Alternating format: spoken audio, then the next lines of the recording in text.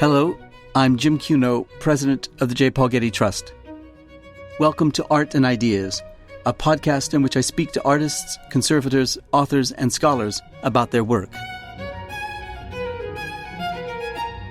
My father always wrote me off as a dreamer, so he didn't have much hope for me. My mother was always comparing me to her friends' sons who were doing well, so I had a bad time. In this re-release of one of our most popular episodes, I speak with architect Frank Gehry. This episode was originally released in June 2016 as the first of 4 conversations we recorded about Frank's life and work.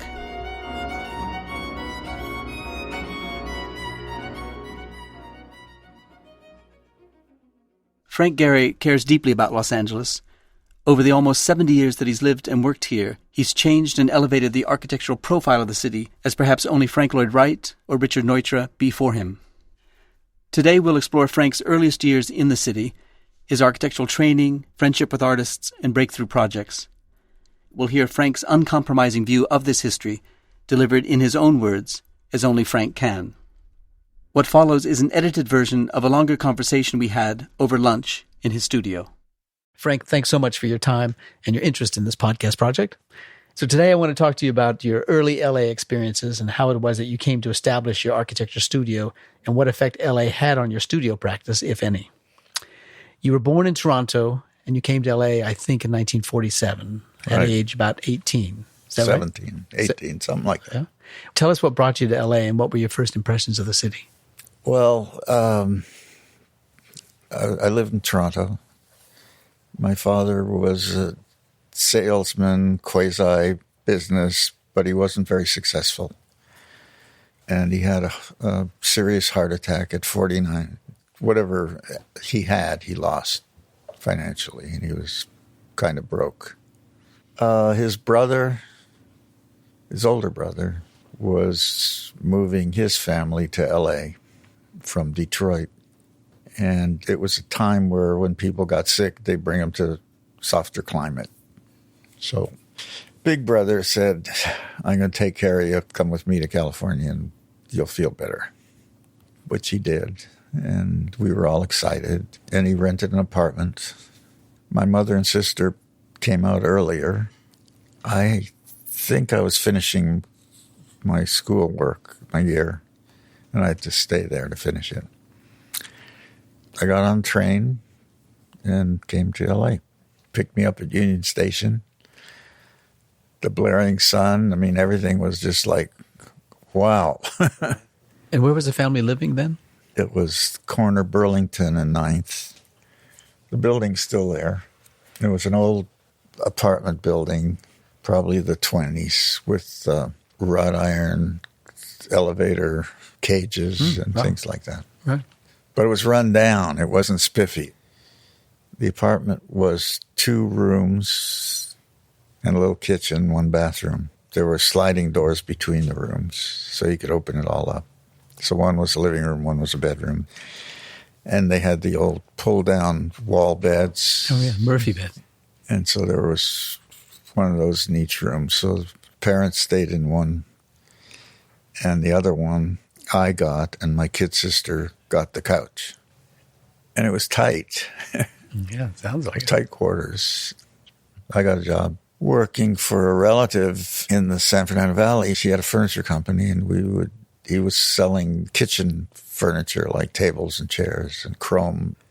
And so I was delivering those. But sometime not long after that, you got into USC. And I remember you saying to me once that you can't imagine how your parents could afford sending you to USC. They didn't. I was a truck driver. I was going to night school. I had my cousin who was the son of the brother that brought my father out.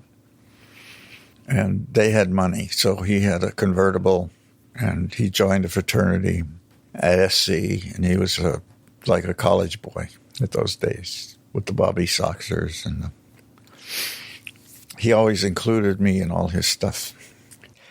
He would always drag me down there. So I took a class in ceramics. Yeah, with Glenn Lukens. Right? Glenn, yeah. The first year I was doing just ceramics. The second, I stayed on with him and as his assistant. so I didn't have to pay tuition. And during that period, he was building a house by Soriano. Yeah, Raphael Soriano. Yeah. Was Soriano the first architect you'd met that was a practicing architect? Probably. I went to see the house under construction. Soriano was there. He had a black beret, black shirt, black everything. Broken nose. He's from the Isle of Rhodes. And he was telling the steel guys, put this here and put that here and put that here. And I guess Glenn saw the light in my eyes. I was enjoying it. And when we got back, he said, I got a hunch. I think we should enroll you in a class in architecture. There's a night school class on Monday nights at SC. So my first building that I did looked like Soriano. Mm-hmm. I think what happened is during that period, I met Arnold Schreier. He was working at Lloyd Wright's studio, and he would, on weekends, go out looking at the houses by eminent architects in the city. And I used to go with him. And somehow he met Julius Schulman.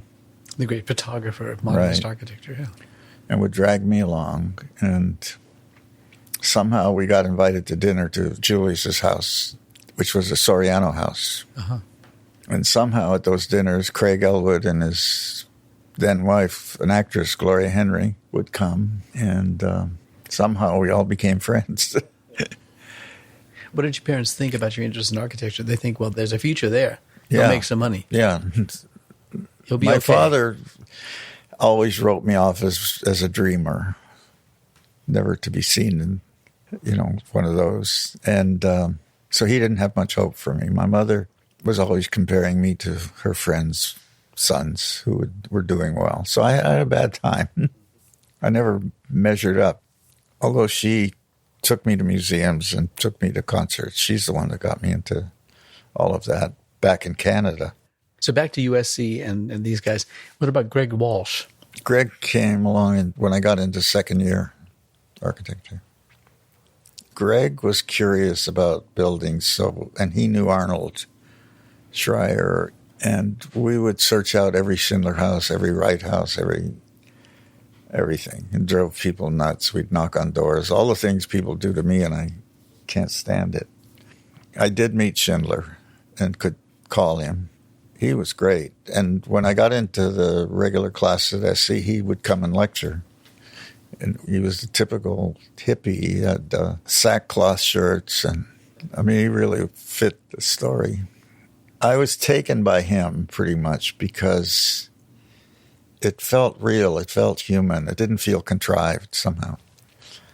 My Neutra story's a sad one. When I graduated, I wanted to go work for him because they were involved with social stuff. So I went for an interview with Richard himself. I took my thesis. I was married by then. I had a child. So I went to meet Neutra, and he looked through it. He was very friendly. And he says, start Monday. I said, fine. And he got up to leave, and I said, Mr. Neutra, shouldn't we discuss the financial stuff? He said, oh, don't worry. They'll tell you how much you have to pay on Monday. You have to pay. Mm. I didn't say anything, but I never went back. So. But it was about that time that Victor Gruen Associates offered you a job. Is that right? Maybe a summer job? Edgardo Contini was in my fourth year. So I just out of Straub, fourth year, Edgardo's teaching. He's an engineer. He was Victor's partner, became Victor's partner. And they were doing social housing. And I did a project for something, but it was a riff on the Neutra Schindler house with the concrete panels. Right, I took that idea and built something with it. And Contini thought it was brilliant and blah, blah, blah. And so they hired me for the summer. And then when I graduated, I went to work there. But you get drafted into the Army. It's like 1955. What happened is I was very interested in flying. And when I was a truck driver, I had a cousin who had a Waco airplane. And I used to go out on weekends and fly with him, biplane. And then on weekends, I made extra money by washing people's planes. So when I got into SC, I joined ROTC. I figured if you have to go in the Army anyway, because at that time everybody had to go, that I wanted to go in the Air Force. And 3 months before graduation, the colonel or whatever he was called me in and said, Frank, there's been a terrible mistake made. You never were accepted into the ROTC, which meant I was back into the draft. So I got drafted. And you went to Fort Ord. Fort Ord. And they asked me if I could help them. They needed some field desks and equipment that went in the field on maneuvers. And they gave me a list of stuff. Is there anything you could do to help us with this? Design them. Design them. So I designed everything. And I designed a field latrine. It was like a little square that you sat on. The back had 2 pipes that went up with canvas. It looked like a Frank Lloyd Wright thing. And I had it going both ways, so there were 2 latrines with this thing in between. Back to back? Back to back.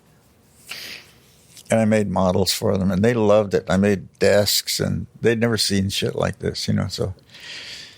Did they put it to use? I mean, was it put into practice? I think so, but at the same time, I'd met Al Trevino. Al Trevino was a Harvard graduate and landscape architect, who then went to work with Irvine. And Al said he's doing the general's gardens for him at his house. They're getting ready to do a big day room remodeling thing for Third Army, and they need an architect. He said they think they need decorators, but they really need... He said, would you be interested? I said, sure. Anyway, long story short, Al put in a request for me to go up there. I did go up. I met the general. He said, well, you're not a decorator. I need a decorator. And I said, well, I can do what you want. I went home, made a model of a day room, worked all night over a weekend and showed it to him. And he said, okay. And then he put in the request for me, and boom, it worked. So this is about 3 years after college? I mean, you're about 25 or so? Yeah, something like that. Yeah. And a young married man and a young father? Yeah, father. So how long did you stay in the Army? 21 months. At that time, they'd give you a 3-month early discharge if you go back to school. And that's why I went to Harvard. Ekbo and Simon Eisner were the planning guys. They knew my politics and everything. They knew I didn't want to do rich guy houses, so they said, you should be in city planning. City planning was run by Reg Isaacs at that time. And so I applied, got accepted to city planning. But at some point you figured out, or they figured out, you were the wrong guy in the wrong place. I figured out. What happened is we were doing a master plan for Worcester. Worcester, Mass. Mass, in the planning. Master plan for my class was an economic planning structure of the city. It was nothing that wasn't designing anything. Wasn't designing anything. And I started the presentation of this master plan for Worcester, and Charles Eliot III stopped me and said, Mr. Gehry, this has nothing to do with the class I gave. Please sit down. And I was so angry. So I waited for him. Class is over. I saw him go up into his office was at Robinson Hall. It was like a ship's ladder and a door at the bottom. It looked like you were going to the captain's. I knocked on the door. Yes, I opened the door. There's Charles Lawton standing at the top of the steps looking at me, and I start screaming at him. You can't do this to somebody. This is outrageous. To embarrass me in front of CERT, to make me feel like nothing. I unloaded. By the time I was finished, there was a crowd around me. And I told him to go fuck himself, and I slammed the door. And I walked out. I then went to see CERT and told him, look, probably my own fault. I got in the wrong pew. Can you transfer me to urban design? He said, you will have to apply again. I said, I'm married, have kids. He said, I'm sorry, I can't help you. Can you imagine that? It was cold-blooded. They were really cold-blooded. So the only good thing is that Charles Lawton's assistant, Peter Nash, took me out for a drink, and he said, look, what you did was perfectly fine. He said, that guy was out of line doing that to a student. And Peter helped arrange a special card that I could go take any class I wanted, but no credit. Well, it was while you were there that Pereira and Luckman, the L.A. firm, reached out to you. Is that right? Pereira and I were friends because he was my thesis advisor, and I got paid for doing the Mexican project. I mean, it wasn't a lot of money, but Bill Pereira was very impressed with that. Yeah. One of the planners in the office, Jack Bevash, came back to the Urban Design Conference and took me aside, said, Bill Pereira would like you to come back if you're coming back to L.A. to work in the office with him and be close to him, working with him. It's a big opportunity. And so I said, God, that's great. I go to Pereira and start working with Bill. And the first thing he asked me to do is, he says, the Hearsts are giving up the castle. We're going to turn it into a public venue. And I'm going up to have dinner with the Hearsts, and I'd like you to come with me. And I looked at him and said, no way. So I said, please, I can't work on that one. So he put me on the airport. And this is about 57 or so? Yeah. And you're, for the first time in 3 or 4 years, you're back in Los Angeles. Right. And Los Angeles must have been late 50s, post-war, booming like crazy. It was, yeah. And Pereira's office was booming. And I didn't fit Pereira's office. I fit him. If it was just Bill and me, we would have had a great time. The rest of the office was corporate. And at that time, Rudy called me, Baumfeld. And I loved Rudy, and we were really close from the beginning. And he said, why aren't you here at my office? And I said, well, Beta told me you didn't need anybody. He said, I want you here tomorrow. So I went. Was that your model, for your sort of first model for what a studio practice would be like? I suppose, yeah. The architecture wasn't AAA great, and they were doing shopping centers, but they were doing social things too. And Rudy was a great furniture designer. He was an art collector. You could talk to him about music and art. Yeah. Was there tension in your mind then between the big firm practice and the independent practice? No, I was committed to the big firm. I thought this was it. I was in the Holy Land. I loved Contini. I loved Victor. I loved everybody. They treated me very well. I worked very hard. I ended up having almost my own office within the office. I could do a shopping center over a weekend, and I was really fast, and they loved it. And I could write good letters, and I understood the contracts. I understood the whole thing. But you were pulled away.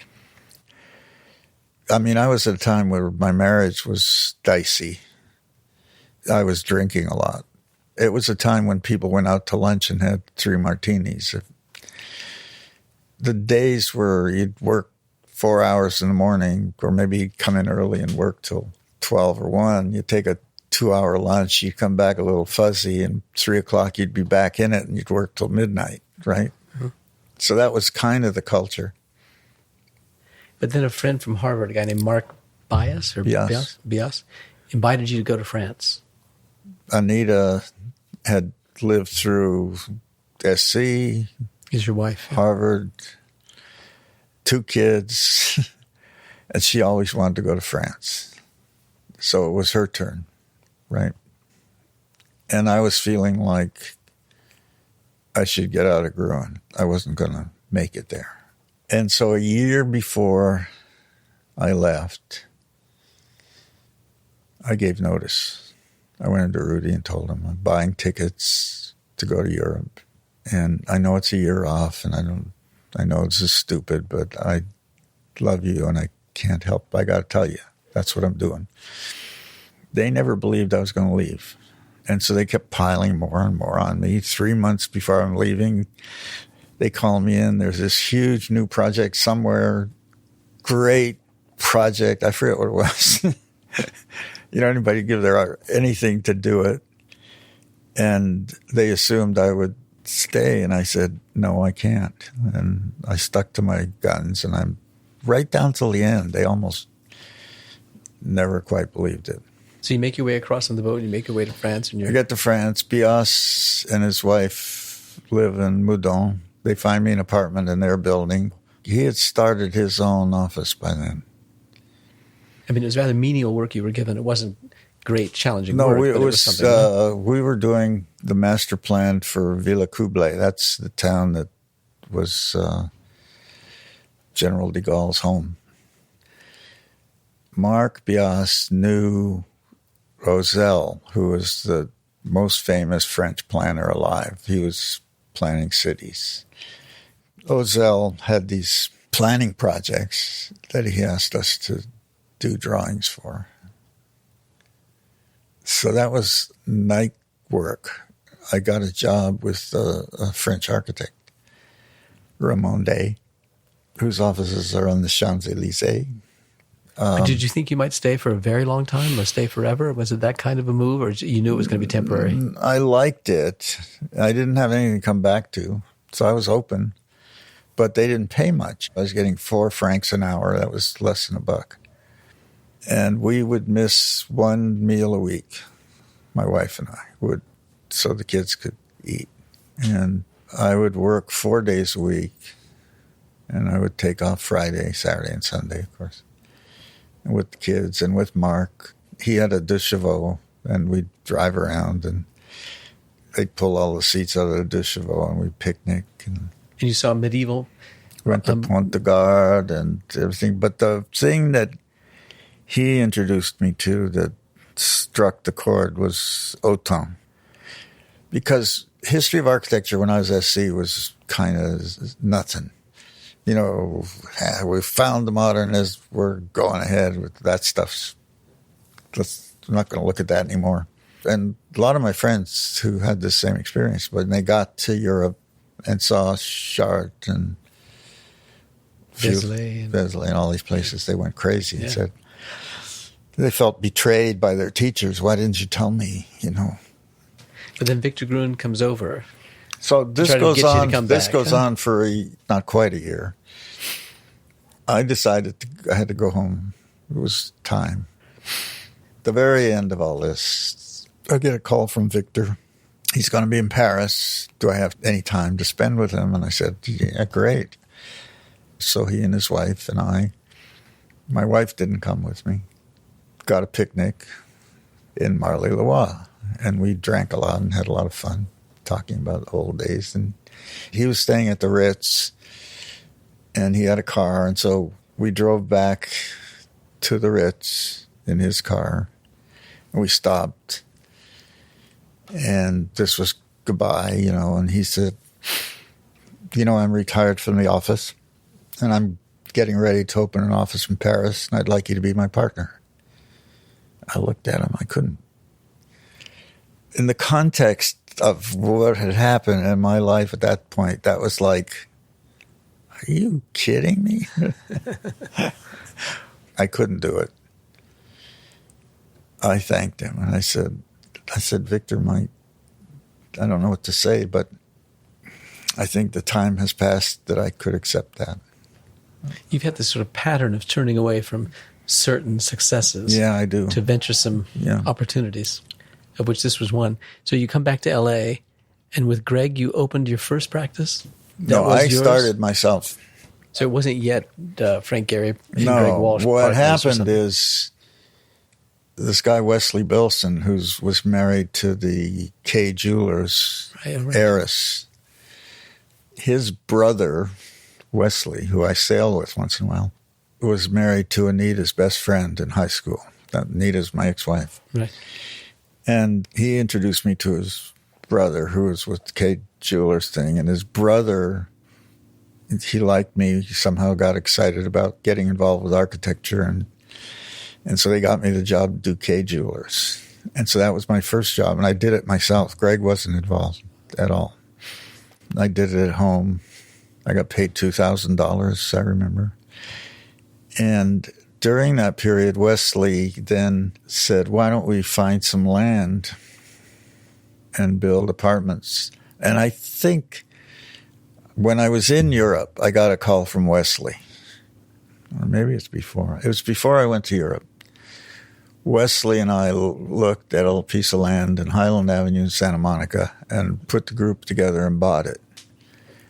And we were designing this apartment building with Feridun Ghaffari and I forget who else that went to school with us. And Greg was not involved.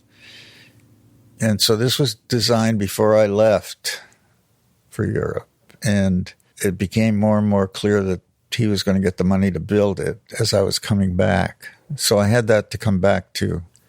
Uh-huh. Maybe that's why I felt comfortable quitting or something. But it was still speculation, right? You were going to develop the properties and sell them. Right. So we designed it via mail, back and forth, I think. And then when I came back, we made it solid and we built it and rented it. And we were going to do a couple others that we never got further than this one. So does Greg come into the picture then? Because he's with you at the Danziger studio in 1964. Yeah. But the Danziger project looks, by everything I've seen, to have been a signature departure from everything you'd done before, principally, right? So what compelled that? At that very point, Lou Kahn had just, right? Mm-hmm. And we were all looking at the master. The kind of simple massing that he has, the concrete planes of walls. I think. And if you look at the trajectory of studies we did, they got simpler and simpler. Lou hired Fred Usher to do the studio, and Fred brought it to me saying that he couldn't do it. Then Greg joined me. I see. And with that job, you get introduced to the whole artistic circle around that time, right? Through Ferris Gallery with Walter Hopps and Ed Keenholz and Ed Moses and Bob Irwin and Billy Al Banks and the whole gang. I mean, well, that happened because they came around and looked at the building. It wasn't that I went after them or anything. While I was working at Gruen, I did get involved with contemporary art. I was always interested and saw a lot of the stuff that was going on. Ed Moses invited me to dinner and started talking to me about stuff and opened the door to Billy and Larry Bell. But it happened over time. It wasn't just like one day. But you found a community that I felt comfortable with them. Yeah. And I was enjoying the way they worked because it felt right to me. It felt like the right way to build things. They were free. They were doing their own stuff. And it was hands-on. It was very personal. And they liked what I was doing, which made it nice for me. I didn't know what they thought of me, really. I thought they were just nice guys. They were being friendly. I only found out recently that they were really impressed with me. It makes me cry when I think of it, because I never knew it. And at the same time, the marriage is breaking up. Yeah. So the relationships that you had in place, you're giving up on those relationships as it were. You're turning away from them. Right. In that moment, you're also embracing psychotherapy. I had Milton Wexler, is that right? Yeah, I had gone to a shrink before, a couple of them, different ones, about the marriage, and neither one of them was very successful. But Ed Moses dragged me to Milton, and that changed everything.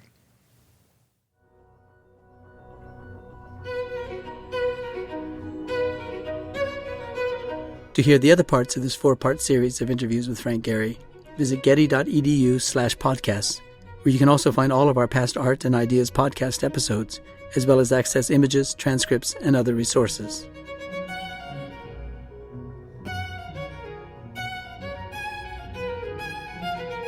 Our theme music comes from the Dharma at Big Sur, composed by John Adams for the opening of the Walt Disney Concert Hall in Los Angeles in 2003. It is licensed with permission from Hendon Music. Look for new episodes of Art and Ideas every other Wednesday. Subscribe on Apple Podcasts or Google Play Music. Thanks for listening.